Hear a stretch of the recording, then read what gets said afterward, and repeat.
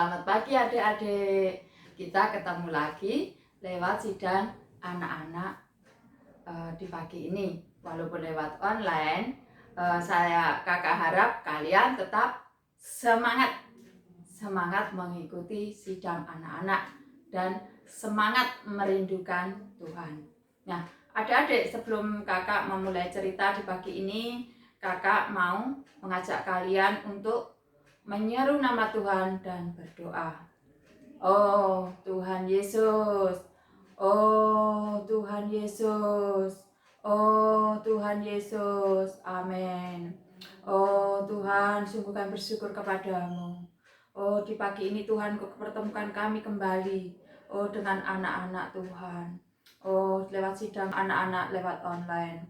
Tuhan, kiranya sidang anak-anak ini membawa berkat bagi anak-anak Tuhan. Oh Tuhan Yesus, kiranya Engkau ada di tengah-tengah kami. Oh, sehingga apa yang kami sampaikan dan apa yang didengar anak-anak, oh, menambahkan iman mereka Tuhan. Iman mereka semakin disegarkan. Tuhan, kiranya Engkau membimbing kami awal, pertengahan, hingga akhir dalam sidang anak-anak ini. Oh, berjalan lancar sesuai dengan kehendak-Mu. Tuhan Yesus, kami hanya berharap Engkau senantiasa menyertai kami. Engkau senantiasa ada pada kami semua. Dalam nama Kristus Yesus kami berdoa dan mengucap syukur. Terima kasih Tuhan. Amin.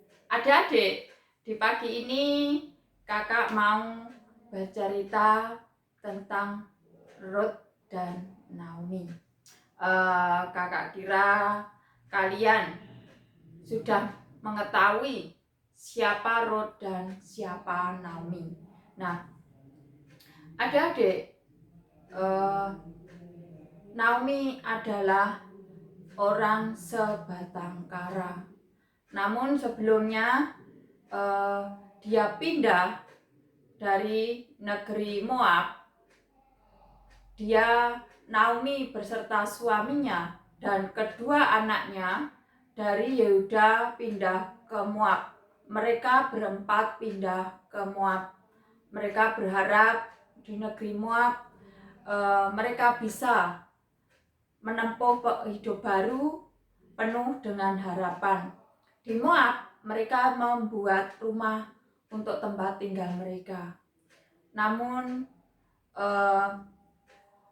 tidak lama kemudian suami Naomi meninggal, yaitu Elimelech. Dan kedua anaknya pun tetap tinggal di sana bersama Naomi. Setelah kedua anak Naomi menikah dengan perempuan Moab, nah mereka berlima menjalankan kehidupan mereka di Moab. Namun hanya selama 10 tahun kehidupan Naomi beserta anak-anaknya dan menantunya, ternyata anaknya Naomi keduanya meninggal, yaitu Mahlon dan Kelion.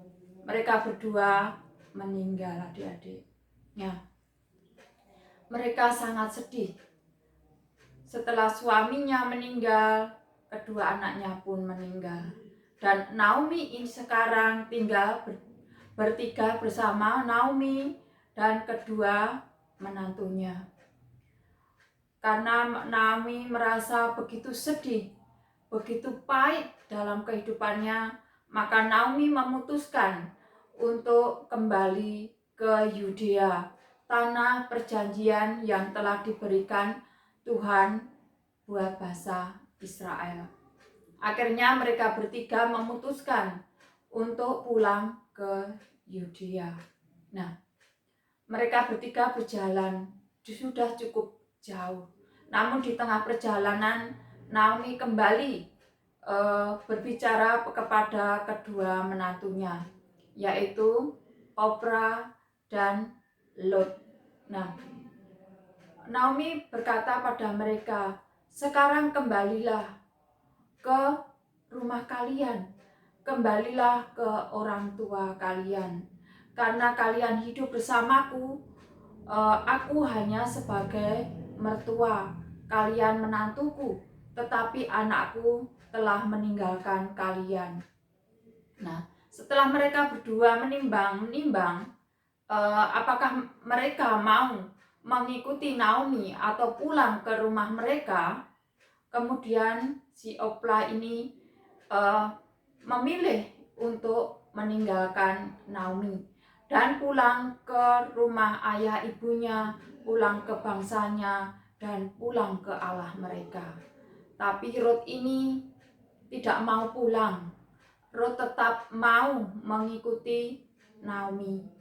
Karena Ruth merasa bahwa setelah Ruth menikah dengan anaknya Naomi ini, Ruth merasa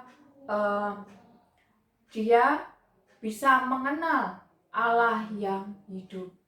Maka Naomi berkata pada Ruth, bila kamu tetap mengikuti aku tidak bisa memberi apa-apa. Namun Ruth berkata bahwa apapun yang ada padamu aku terima. Kemana engkau pergi, ke situ pun aku pergi. Kemana engkau tinggal, aku pun akan tinggal di sana. Kemanapun engkau tidur, di sana pula aku akan tidur bersamamu. Adik-adik, setelah si Orpa ini pulang, kemudian Ruth melanjutkan perjalanan bersama Naomi pulang ke Yehuda. Nah, setelah sampai ke Yehuda, mereka tinggal di sana. Nah, adik-adik, dalam kondisi apapun, Ruth selalu bersama dengan Naomi. Ruth berkata pada Naomi bahwa dimanapun engkau tinggal, di situ pula aku akan tinggal. Di mana engkau tidur di situ pula aku akan tidur. Dimanapun engkau berada, aku tetap mengikutimu. Nah, adik-adik, setelah Naomi dan Ruth ini kembali ke Yehuda dan menetap di Yehuda, Ruth ini tidak mau berpangku tangan. Ruth ini tidak mau bersantai-santai. Dia tetap menjaga dan merawat mertuanya. Ruth ini kemudian keluar untuk bekerja demi Naomi, yaitu dia bekerja di sebuah ladang, yaitu dia memungut jelai-jelai yang ketinggalan atau jelai-jelai yang jatuh yang dibawa oleh para pekerja-pekerja. Nah, dari pagi, siang itu Ruth itu terus memungut jelai-jelai yang ketinggalan dari para pekerja-pekerja ini. Mungkin karena para pencabit ini ya, kalau sekarang gandum padi ya, kalau sekarang orang menyabit padi ini kan banyak yang jatuh. Lah, Ruth ini dia memunguti jelai ini, dia terus berada di belakang pekerja-pekerja. Namun ada seorang yang bertanya pada yang mengawasi ladang ini, bertanya bahwa perempuan itu siapa? Kok dia memungut di ladang ini? Nah, pengawas itu berkata bahwa dia adalah menantunya Naomi. Dan yang punya ladang ini berkata, kalau begitu biarkan mereka memungut sisa-sisa yang pekerja-pekerja bawa.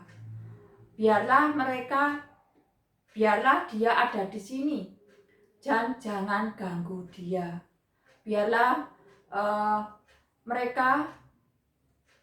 dia memungut jelai-jelai yang ketinggalan.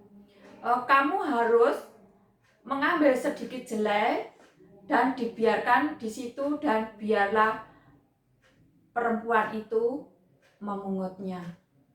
Nah, setelah mereka berbicara, yang punya ladang ini kemudian mendekati Ruth dan berkata bahwa, kamu siapa? Ruth pun berkata, saya Ruth Tuhan, saya adalah menantu dari Naomi. Saya mengikuti Naomi. Nah, yang punya ladang ini berkata bahwa bila kamu haus, kamu boleh mengambil air yang dicedok pekerja-pekerjaku. Kamu boleh minum dari tempat minum mereka. Nah, Rut ini berkata dan bersujud sampai ke tanah bahwa terima kasih Tuhan, Engkau telah membelas kasihani aku. Kiranya Tuhan juga membelas kasihani Tuhan. Nah, kemudian pemilik ladang ini si Boas ini berkata bahwa diberkatilah kamu oleh Tuhan yang hidup, karena kebaikanmu sudah tersebar di mana-mana. Engkau begitu menghormati orang tua. Kamu mau berjelih lelah. Kamu memilih Tuhan yang hidup. Setelah mereka berbicara, Boas pun meninggalkan Rut. Dan setelah hari menjelang siang dan makan siang, maka Boas pun memanggil Rut untuk memberi makanan pada Rut. Datanglah ke sini, makanlah bersama-sama roti bersama, beli gandum ini, makanlah sampai kenyang. Nah, kemudian Rut pun makan sampai kenyang, sampai ada lebihnya, dan lebihnya itu disimpan Rut dan dibawa pulang. Nah, karena Rut ini begitu menyayangi mertuanya, dia juga tidak malas, dia bekerja sampai pagi, sampai petang, memunguti jelai-jelai yang ketinggalan. Nah, setelah menjelang petang, Rut pun mengirik jelai yang dia punya. Dia mendapatkan seepa.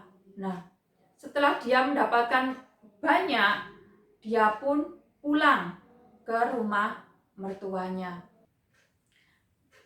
Nah, setelah sampai di rumah, mertuanya menyambut Rut dan bertanya, "Dari mana kamu sehari ini? Kamu bekerja sama siapa?" Kemudian Rut berkata, "Ibu, aku bekerja pada Tuan Boas. Tuan Boas ini sungguh baik padaku.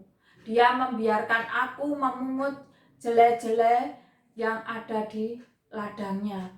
Dan Tuan Boas juga memberi aku minum dan memberi aku makan. Ibu, ini lebihnya aku berikan kepadamu." Nah, Naomi pun berkata bahwa diberkatilah Tuan Boas karena dia sudah baik kepadamu. Karena Tuan Boas sudah membiarkan kamu bekerja padanya sampai nanti selesai panen.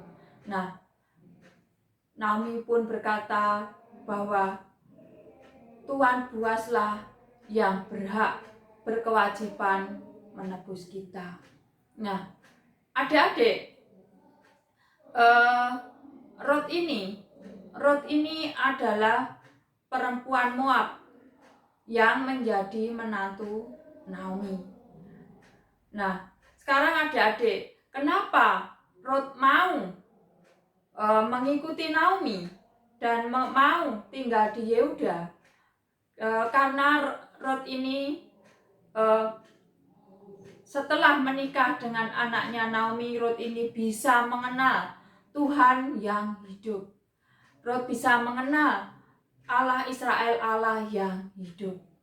Allah yang bisa memberikan harapan dan sandaran. Nah, Rut ini tidak salah pilih untuk tinggal bersama Naomi.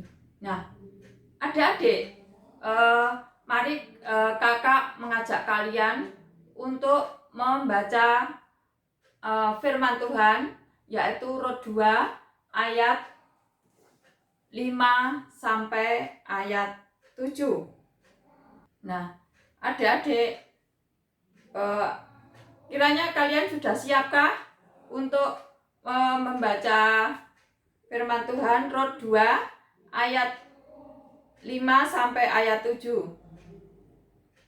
Kiranya adik-adik sudah siap ya. Kita baca bareng-bareng. Lalu kata Boas kepada bujangnya yang mengawasi penyabit-penyabit itu, "Dari manakah perempuan ini?" Bujang yang mengawasi penyabit-penyabit itu menjawab, "Dia adalah seorang perempuan Moab. Dia pulang bersama-sama dengan Naomi dari daerah Moab.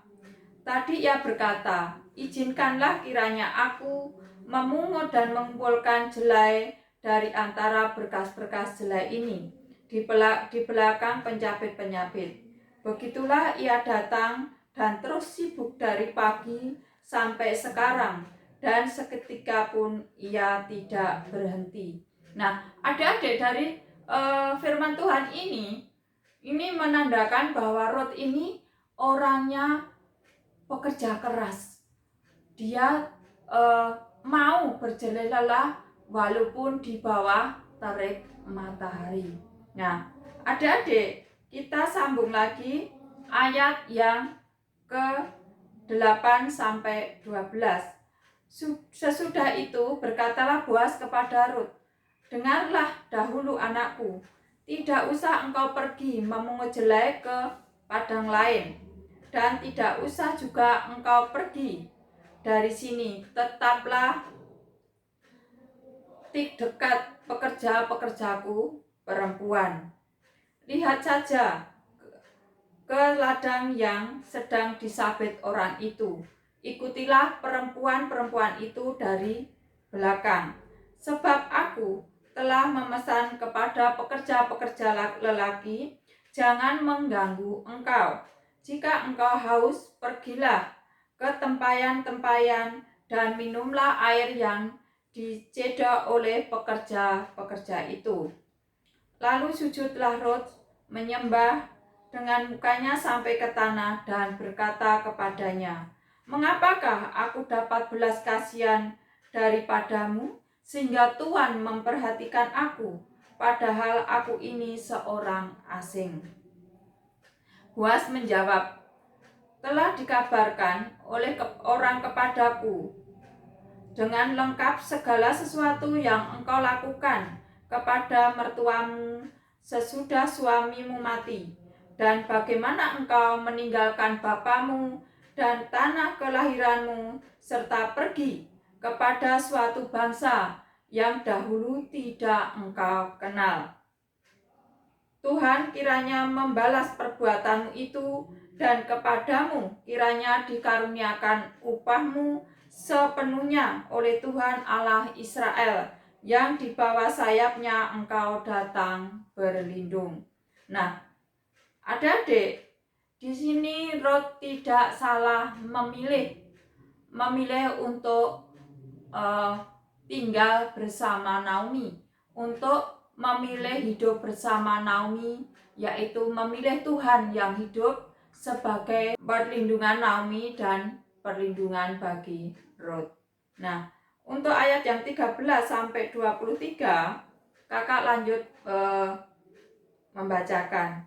"Kemudian berkatalah Rut, 'Memang aku mendapat belas kasihan daripadamu ya Tuanku, sebab Tuhan telah menghibur aku dan telah memenangkan hati hambamu ini, walaupun aku tidak sama seperti salah seorang hamba-hambamu perempuan.'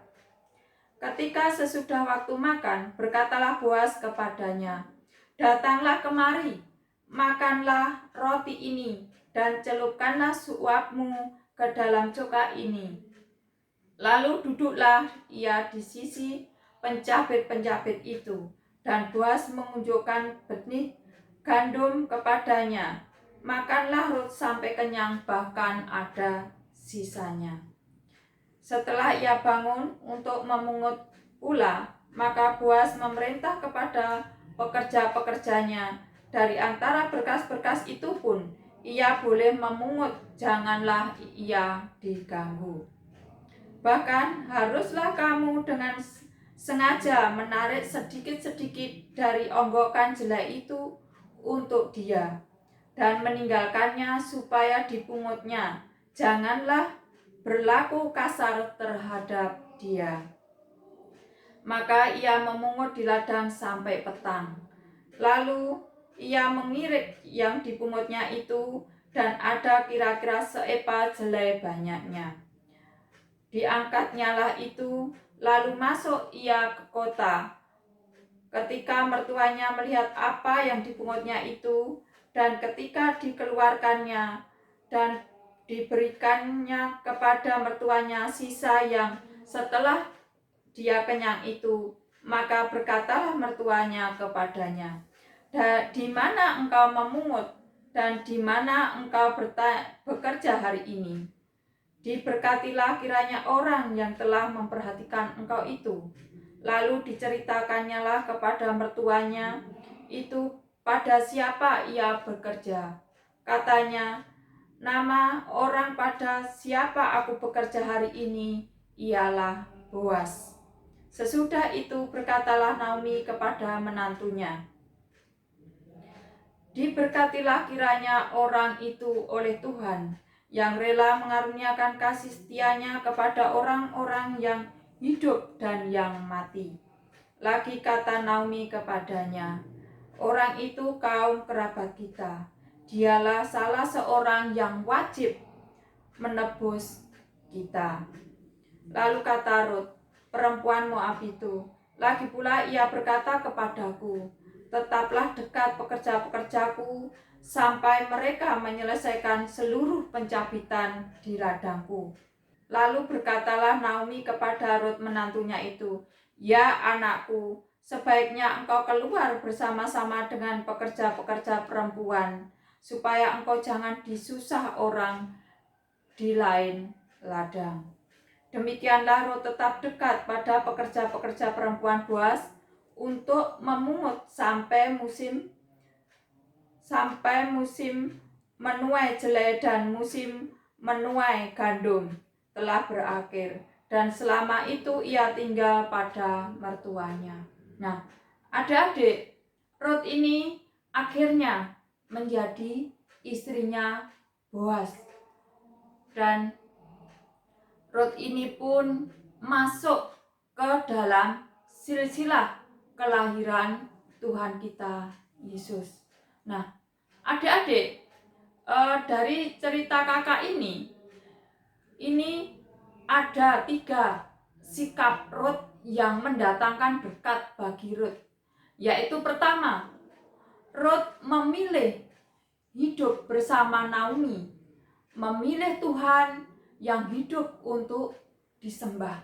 Nah, di sini Rut memilih suatu pilihan yang penting yang menentukan kehidupan Rut dan nasib Rut seumur hidupnya. Kedua, Rut ini tidak santai-santai. Rut mau berjeleh lelah walaupun di bawah terik matahari. Rut tidak pernah mengeluh. Rut mau bekerja keras. Dan ketiga, Rut mengasihi mertuanya, merawat mertuanya. Nah, adik-adik, dari 3 hal ini adalah mendatangkan berkat bagi Rut dari Tuhan. Nah, adik-adik, begitu pula dengan adik-adik semua.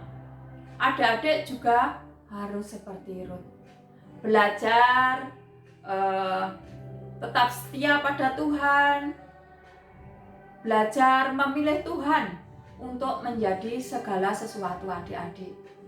Adik-adik juga perlu belajar untuk bekerja keras dalam kalian belajar menempuh pendidikan kalian, karena tidak lama lagi kalian akan mengikuti ujian kenaikan kelas. Kalian tetap semangat bekerja keras untuk belajar, untuk mendapatkan nilai yang bagus tentunya. Dan ketiga, kalian belajar menghormati orang tua. Orang tua kalian adalah wakil dari Tuhan. Kalian harus belajar menghormati orang tua. Nah, adik-adik tidak boleh mencerca atau menjelekkan apa yang telah dilakukan orang tua pada kalian. Misalkan orang tua kalian sudah capek-capek mencuci, misalkan mama nyucinya nggak bersih. Nah, itu kalian tidak ada bersyukur. Kalian harus menerima apa yang dikerjakan oleh orang tua kalian atau papa mama kalian. Kalian juga tidak boleh, mah masakannya nggak enak, mah aku nggak suka makanan ini. Itu tidak boleh.